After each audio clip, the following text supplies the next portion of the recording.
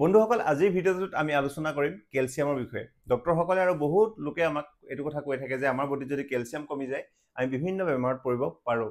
আপোনালোকে জানেনে আমাৰ বডিৰ আটাইতকৈ বেছি পৰিমাণে থকা মিনাৰেলছটোৱে হৈছে কেলছিয়াম।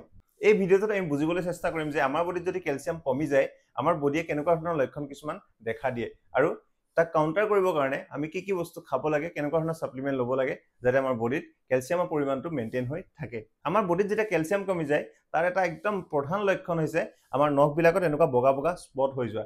এইটো যদি আপুনি নিজৰ নখত লক্ষ্য কৰিছে তেনেহ'লে আপুনি জানিব আপোনাৰ বডিত কেলছিয়াম কমি গ'ল। লগতে আমাৰ হাড়ৰ জইণ্টবিলাক যদি বিষ হৈ থাকে বা অলপ দুৰ্বল নিচিনা হৈ গৈছে তেনেহ'লে সেয়া কেলছিয়াম কমি যোৱাৰ এটা লক্ষণ হ'ব পাৰে। বহুতো লোকৰ ক্ষেত্ৰত শৰীৰত কেলছিয়াম কমি যোৱাৰ কাৰণে এনেকুৱা স্কিনত ড্ৰাইনেছ আহিব পাৰে আৰু মহিলাসকলৰ ক্ষেত্ৰত মেনষ্ট্ৰুৱেল ডিষ্টাৰ্বেন্স আহিব পাৰে, মানে মাহেকীয়া ইৰেগুলাৰ হ'ব পাৰে। কেলছিয়াম ডেফিচিয়েঞ্চিৰ ফলত আমাৰ চুলি সৰিব পাৰে আৰু লগতে স্মৃতি শক্তি হ্ৰাস হ'ব পাৰে, আপোনাৰ কথাবিলাক মনত নথকা হৈ যাবও পাৰে। আমাৰ শৰীৰত কেলছিয়াম কমি থকাৰ এটা প্ৰধান লক্ষণ হৈছে ভাগৰ লাগি থকা। মানে আপুনি যদি একো কৰি থকা নাই তথাপিও আপোনাৰ গাটো একদম ভাগৰ লাগিছে, এলাহ লাগি আছে এনি টাইম, তেনেহ'লে সেইটো কেলছিয়াম ডেফিচিয়েঞ্চিৰ কাৰণে হ'ব পাৰে। এইকেইটা লক্ষণ যদি আমাৰ শৰীৰত দেখা পাইছে তেনেহ'লে আমি যিবিলাক খাদ্যত কেলছিয়াম বেছিকৈ থাকে সেই খাদ্যবোৰ খোৱা বঢ়াই দিব লাগে, নহ'লে এজন ডক্টৰক দেখাই সুধি পুছি এটা কেলছিয়ামৰ সাপ্লিমেণ্ট মানে কেলছিয়ামৰ টেবলেট আহে সেইটো খাবলৈ আৰম্ভ কৰিব লাগে। এতিয়া কেনেধৰণৰ খাদ্য খালে আমাৰ শৰীৰে বেছিকৈ কেলছিয়াম পাব এবাৰ জানিবলৈ চেষ্টা কৰোঁ আহক। কেলছিয়ামৰ ভাল চ'ৰ্চ বুলি ক'লে প্ৰথমে আমি কনচিডাৰ কৰিব লাগিব ডেইৰী প্ৰডাক্টছ, মানে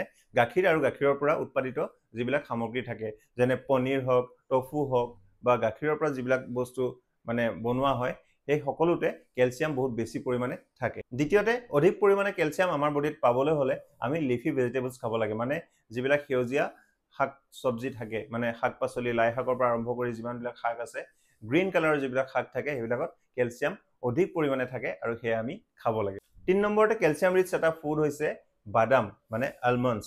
আপুনি ডেইলি যদি 3টাৰ পৰা 4টা আলমণ্ড পানীত তিয়াই থৈ খায় তেনেহ'লে আপোনাৰ বডিত কেতিয়াও কেলছিয়ামৰ ডেফিচিয়েঞ্চি নহয়। এনেধৰণে এয়া চাওক কমলাৰ পৰা আৰম্ভ কৰি আৰু বহুতো বস্তু আছে যিবিলাকৰ পৰা আমি অধিক পৰিমাণে কেলছিয়াম আমাৰ বডিত পাব পাৰোঁ।